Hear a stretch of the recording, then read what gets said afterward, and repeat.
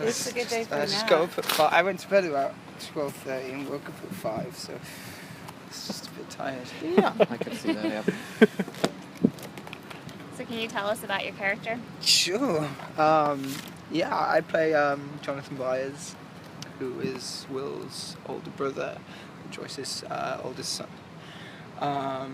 And he's 16 years old, and during the series he finds, obviously, his brother disappears at the start of episode 1, and that turns Jonathan's world upside down, and he has to, all of a sudden find his brother, and I think, he also feels very responsible for the fact that his brother disappeared. So they're recording right here. Oh, they so are. do you mind speaking up a little so they can hear it? I think the wind may not help you out. Yeah. These up too, how easy. Yeah, I mean, yeah. I just shout. It's natural. No, yeah, I mean, your character has a lot to deal with in this, and I mean, is there, I think I'm phrasing this right, has there been a challenging scene for you, or anything in particular that you knew coming into the role that you were concerned about, or that you were excited about, or anything like that? I'll start with telling you. So, Jonathan, the character of Jonathan, he's he's a slight outsider. He doesn't really have friends his own age. He's not, he's socially socially awkward, but, I don't think he feels the need to have friends. He doesn't really get along with people, so in that sense he doesn't feel the need to hang around with these people at school. He's very focused on his family. They're from like a lower class, we call it working class in England, but a working class family, so a lot of time is spent, his mum has 2 jobs, a lot of time is spent looking after his little brother, and then working part-time at a movie theatre when he's not looking after Will or he's not at school. So I feel like, he's like a kid who is a lot older and a lot more mature in the sense, he's a lot more mature than most kids his age, and he's kind of like the quiet, hero of the story, I guess. Hero of the story, maybe that's not a good quote, don't use that quote. I don't know, we'll see. But yeah, I think a challenge playing the role. I mean, this is kind of the biggest, for me, this is my biggest, it's a big role, and it's an 8-hour, I've done a couple of movies, but obviously this is an 8-part drama, and I think with an 8-hour drama, you've got much more time to make an arc for a character, and I think the scariest thing for me coming onto this is reading it. I remember reading the pilot and falling in love with it, and then having now read 1 through 8, it's like, the character is really well written, and he's got this beautiful arc, and it's, you kind of just hope that you do it justice, and I think that's the scary thing, is have I done this character the justice that he deserves in the story? So that's something I'm scared of, and we'll see when it comes out. How did any of your personal experiences contribute to your character's development? Did you bring any of your personal stuff into it? Me? Yeah. I'm similar to Jonathan in a way. I was brought up in like a working class family. My mum brought me up. My dad, I'm a single parent, so I could relate to Jonathan in that sense. And I guess I think what I'd like to do with all characters is at least bring a little, something from yourself into the role, and that's kind of helps when you're picking, or not picking roles, because I'm not quite at the stage where I'm picking roles yet, but, when you're looking at roles to play, I feel like it's important to have something that I can connect with or relate to, and able to play, and otherwise how can I play someone like that? If that answers the question, I don't know. Can you talk a little bit about what it's been like for you filming in Atlanta, and anything locally that maybe you like? Yeah, sure. I'm from the UK. I'm from England, and I've shot in Canada, and I've shot in Albany, and then this is my third. Well, Canada's really not America. So I've done Canada, and I've done Albany, and then I've done here. So it's like my third shoot abroad, away from home, and it's been really great. I'm living with 2 people. I'm living with like a doctor and a guy who's a manager of a bar. So I've had like a nice kind of, I don't know, how do you say? Cross-section of people? Yeah, I've had a nice kind of like view of Atlanta, because I've come in and, we do get with how we film, I might be filming for 3 days and then I'll have 4 days, 5 days off. So in this time I've had off, I've had quite like, you know, when you go somewhere and you can be a tourist, but I've had quite a real experience of Atlanta, I feel like. And I do, I like the city. I don't know. I assume you're doing an American accent in this? Uh-huh. Has that been challenging for you? Has that been a tough one to master? No, I mean, there's the odd word where you slip and you're like, gee, some words are harder than others to say, but actually, apart from right now, obviously I'm talking in my own accent, but for the last, I've been here for 5 months shooting, and I've pretty much, from the day I got here, I was doing a movie before, from the day I got here right up to, you know, pretty recently, I will just use an American accent all the time. Like the other director, Sean Levy, he never once heard me speak in a British accent. And Matthew Modine didn't. He was like, well, he asked me what state I was from. So I'm from England. There you go.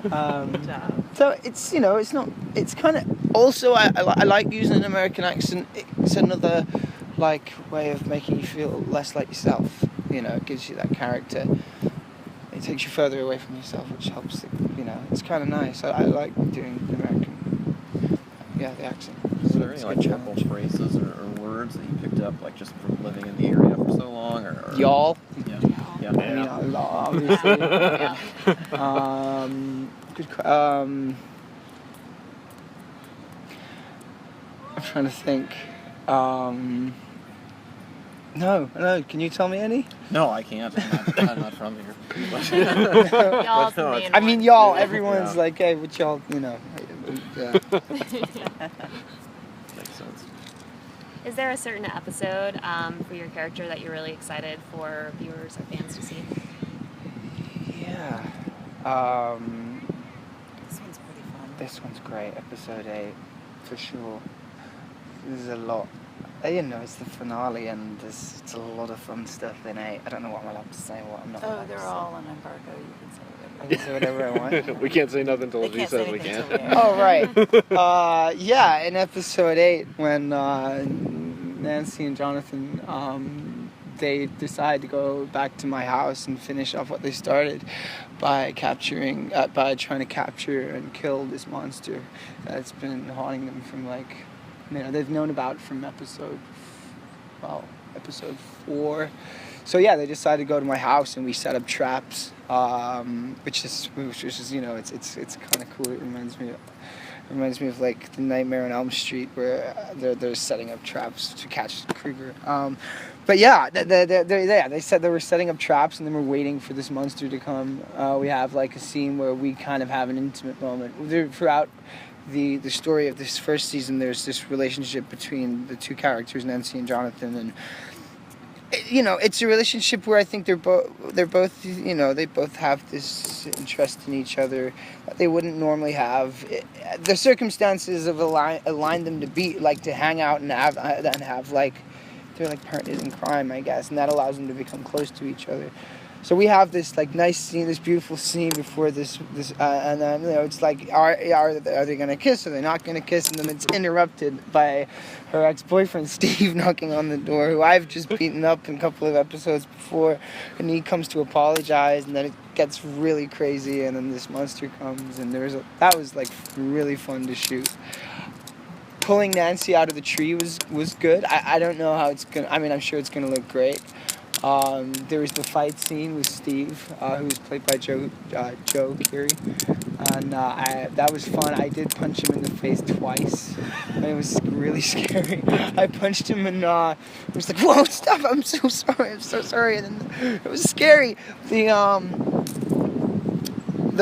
on-set medic, just walked up to him and went, "Yeah, broken." It wasn't broken, but it was like, why would you do that? Yeah, there were like some fun little highlights. And then, you know, working with Winona and David. Winona plays my mom, and it's been incredible to be able to work with her. How much she gives to this character of Joyce, who's in, you know, so much pain from the beginning. It's like I remember seeing in episode 1. She like is pretty much like her like energy and her emotional energy, what she had to do on a daily basis to play this character was really incredible to watch and really tiring for her. But that was cool to act with people who have been doing this a long time when I've not. And then David Harbour is great. He has so much control over his acting, and he can really hone in and lock you here, and you're like, that's really cool. Did you get any homework or any specific movies or characters to study before the project started, since it's kind of set? No, obviously we got the script, and I was I used to watch like a lot of my mom watched a lot of 80s movies, so I watched I remember watching I rewatched the Goonies, and I think I rewatched E.T., and I rewatched Close Encounters of the Third Kind. But set by the brothers, no, they didn't tell me to watch any movie specifically. I think when I got to set, they were like, "Whoa, what? You haven't seen this movie and this movie and this movie?" And I was like, "No." Do you remember what any of those were? Yeah. Stand by Me. No, I've seen that. It's the one that was in my bedroom. The Thing. No, is it like Dead or Alive? Evil Dead. Evil Dead. I'd never watched Evil Dead, and Jonathan has an Evil Dead poster in the room, and I've never seen The Fly, and they were like, have you not seen The Fly? These kind of movies. And then I started watching Twin Peaks just because, but I got to about episode 3, and I didn't actually finish watching it because it was, I don't know. That's okay. They said earlier that this wasn't exactly Twin Peaks. So. No, it's not. I mean, I just started watching that because I was interested. Sure. It's like homages to a lot of those shows. You see a little nugget here, a little nugget there. Yeah, I feel like, I mean, it's a love letter to those shows, and,